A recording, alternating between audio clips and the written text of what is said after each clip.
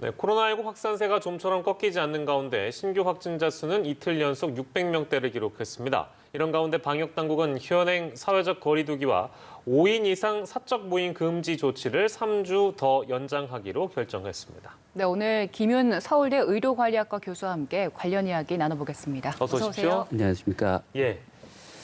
오늘 또 중요한 결정이 내려졌는데 네. 거리 두기 연장 그리고 사적 모임 금지 조치 역시 연장. 이 부분에 대한 평가는 잠시 뒤에 좀 들어보도록 하고요.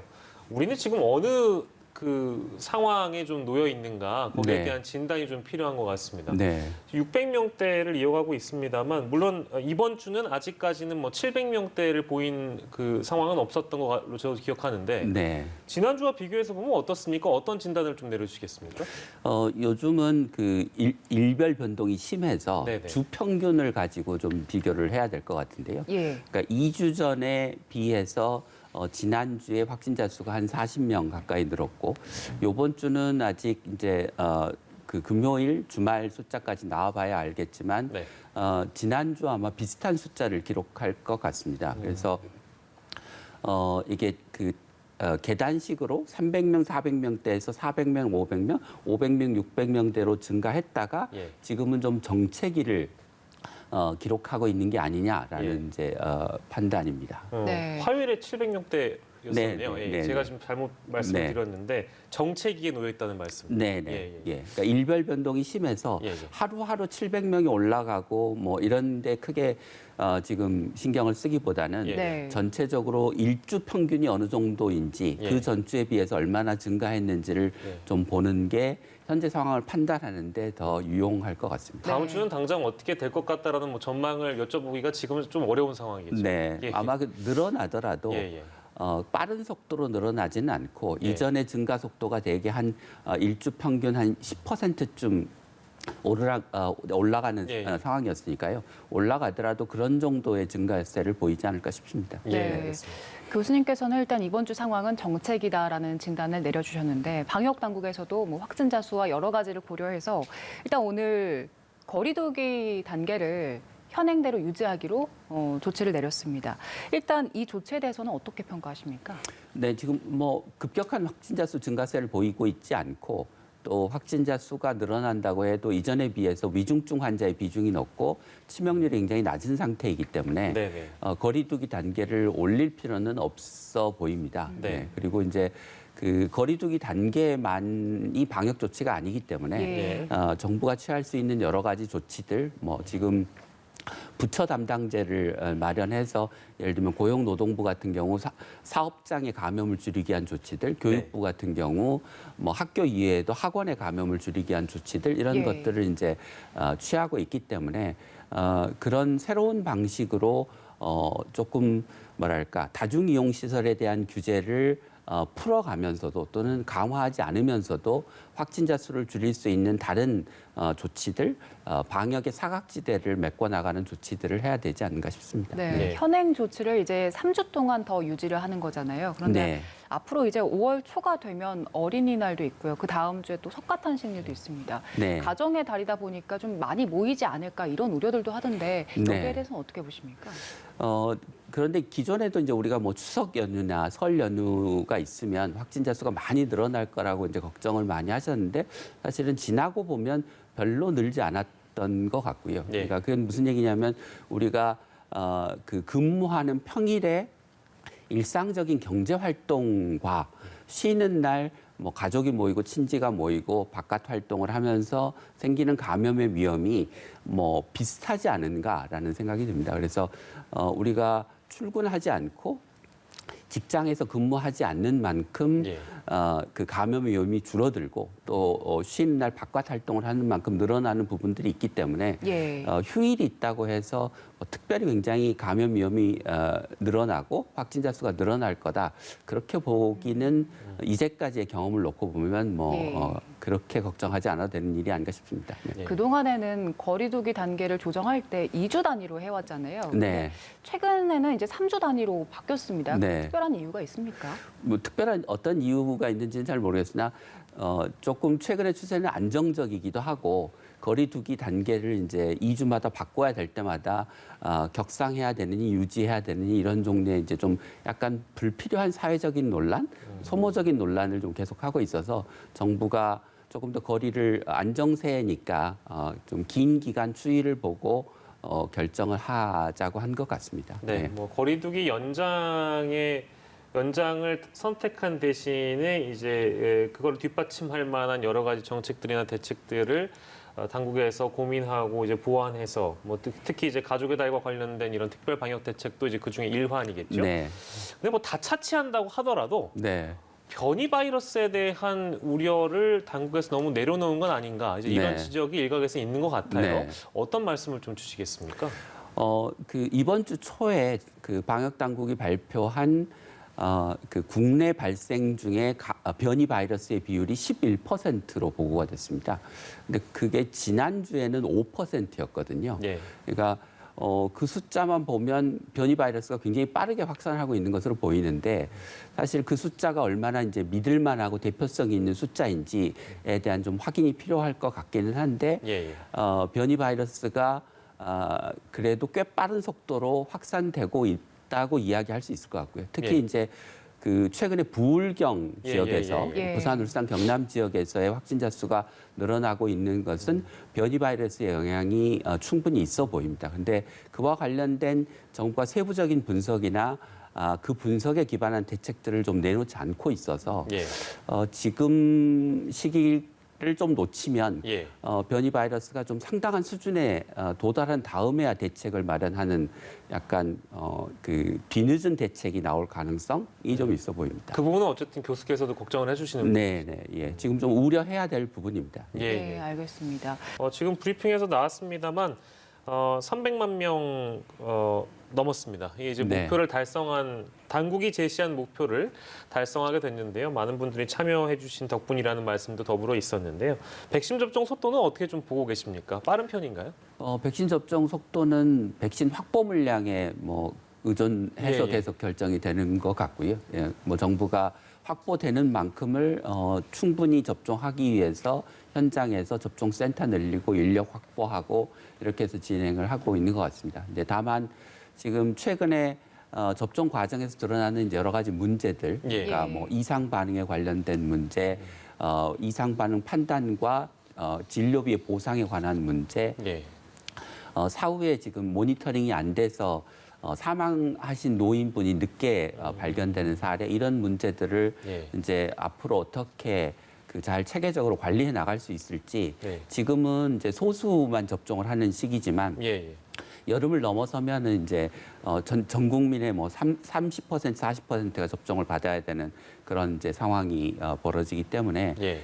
지금 체계를 잘 마련해 놓지 않으면 굉장히 큰 혼란이 여름에는 발생할 수 있다는 점을 좀 유의해야 될 것 같습니다. 네, 브리핑에서는 일단 접종 속도에 대한 이야기가 많이 나왔는데 교수님께서는 접종 후 관리에 대한 이야기를 해주셨어요. 네. 지금 혼자 사는 70대 노인이 코로나 백신을 접종하고 나서 이틀이 지나서 집에서 쓰러진 채 발견이 됐다고 하는데 네.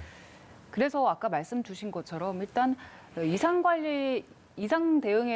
반응에 대한 그 네. 관리가 잘 이루어지지 않고 있다. 네. 이 시스템을 정비해야 된다. 이런 네. 지적이 나오고 있는데 여기에 네. 대해서는 어떻게 보십니까? 이제 이 사례가 이제 이상 반응으로 인한 사례인지 아니면 이제 기저질환의 악화로 인한 사망인지는 역학조사 결과가 이제 발표가 돼봐야 알 수 있을 것 같은데요. 근데 어쨌든지 간에 혼자 사는 노인분이 백신 접종을 하고 나서 그 상태가 잘 모니터링 되지 않아서 뒤늦게 돌아가신 게 발견됐다고 하는 거는 이제 문제인 것 같고요. 예. 지금 공무원의 숫자는 적고 사후에 백신 접종 후에 부작용을 모니터링해야 되는 대상자는 많아서 지금 이제 전화 걸고 전화를 안 받으신데도 불구하고 별다른 조치를 취하지 않은 사례들이 이제 발생하고 있는데요. 예. 이런 문제를 해결하려면 결국은 일시적으로라도 그 백신 사후 관리를 하는 인력을 추가적으로 좀 확보해야 예. 현장에서의 보다 철저한 모니터링이 가능하지 않을까 싶습니다. 예. 그 부분 짚어주셨기 때문에 면밀히 들여다봤고요. 뭐 그런 대책들이 좀 필요한 상황인 네. 건 분명한 것 같습니다. 네. 사후 관리가 중요하다. 접종률을 끌어올리고 네. 국민들의 백신 수용도를 높이기 위해서 당국의 고민들이 엿보이는 지점들이 많이 있습니다. 그럼에도 불구하고 좀 더 많은 인센티브를 줘야 한다는 주장이 있더라고요. 교수께서는 어떻게 보십니까? 그래야 될 필요가 있다고 생각합니다. 뭐 우리가 백신을 접종하는 이유가 이제 뭐 대규모의 집단 감염을 막기 위해서도이지만 결국은 우리가 코로나19의 일상으로 돌아가기 위한 것이니까요. 백신을 접종하고 면역력이 생긴 사람들한테 일상을 되찾을 수 있는 기회들을 곳곳에서 좀 찾아서 부여할 필요가 있다고 생각합니다. 그래서 정부 당국이 이제 요양병원에 계신 부모님들에 대한 접종자에 대한 면회를 허가하는 등의 조치, 그런 이제 비슷한 우리가 접종자들한테 줄 수 있는 일상의 회복이 어떤 부분인지를 하나하나 좀 꼼꼼하게 찾아 나갈 필요가 있다고 생각합니다. 네, 그런 유인책 중 하나로 지금 다음 달 5일부터 접종을 마치신 분들에 한해서 자가격리를 좀 완화하는 대책을 내놨잖아요. 네. 그런데 여기에 대해서 좀 u려하는 목소리도 많은 것 같습니다. 네. 교수께서도 아까 변이 바이러스에 대한 우려를 짚어주셨는데 변이 바이러스가 변수가 되지 않을까 이런 걱정 때문인 것 같아요. 예, 변이 바이러스가 이제 향후 집단 감염의 변수가 될 거는 분명한 사실입니다. 근데 이제 그 문제를 백신 접종자의 자가격리 기간을 자가격리를 면제해주는 문제하고 연결시키면 우리가 백신을 맞은 사람한테 주는 어떤 혜택 또는 우리가 백신을 맞아야 되는 이유를 좀 찾기가 어려워지기 때문에 그 변이 바이러스에 대한 우려나 또는 접종을 맞은 사람에서 일부 극히 드물게 발생하는 감염 사례, 감염률을 이유로 그 자가격리를 계속해야 된다라고 얘기하는 거는 조금 과도한 조치라고 생각합니다. 그리고 뭐 자가격리를 면제해 주는데도 일정 부분 조건들이 달려 있는 것이 사실이죠. 네. 뭐 증상이 있는 경우에는 자가격리 면제는 안 되는 것이고. 네. 검사 결과 음성이 나와야 되고요. 그런 조건들이 달려 있기 때문에. 예, 알겠습니다. 그 우려 중에 하나가 이제 뭐 돌파 감염에 대한 우려도 나오는 것 같아요. 백신을 접종해도 감염이 된다. 뭐 이제 이런 지적 사항인데 돌파 감염에 대한 개념 설명을 좀 해주시면 좋을 것 같습니다. 그러니까 백신 접종을 모두 마친 다음에, 그러니까 뭐 파이자나 아스트라제네카 같은 경우 2회 접종을 다 마친 다음에 항체 형성이 되는 기간 2주를 지난 다음에 이제 감염되는 사례인데요. 미국 통계에 의하면 접종자 한 10,000명에 1명 정도? 10,000명에 1명 정도요? 대략 그 이하의 수준으로 감염이 발생해서 그리고 이제 우리나라에서는 지금 아직까지 그런 돌파 감염이 발생한 사례가 보고되지 않고 있어서 굉장히 드문 일이라고 보시면 될 것 같습니다. 근데 그 이유가 왜 그럴까요? 왜 돌파 감염이라는 사례가 생기는 걸까요? 이제 백신을 맞아서 우리 몸에 이제 항체가 생성되고 면역 기능이 활성화돼야 이제 이후에 들어오는 균을 막을 수가 있는데 그 개인차 때문에 어떤 사람은 항체도 많이 생기고 세포 면역도 잘 활성화되는 반면에 어떤 사람은 그렇지 못한 사람이 있는 거죠. 또 경우에 따라서는 접촉한 코로나19 환자가 굉장히 많은 바이러스를 내뿜는 시기에 접촉을 해서 나한테 들어온 바이러스의 양이 굉장히 많아서 내가 가지고 있는 면역력으로 방어할 수 있는 수준을 초과한달지 하는 이제 그런 개인차와 감염에 어느 정도의 감염 위험에 노출됐느냐라고 하는 것에 따라서 달라질 수 있을 것 같습니다. 지금은 백신이 예약제로 진행되고 있잖아요, 접종이.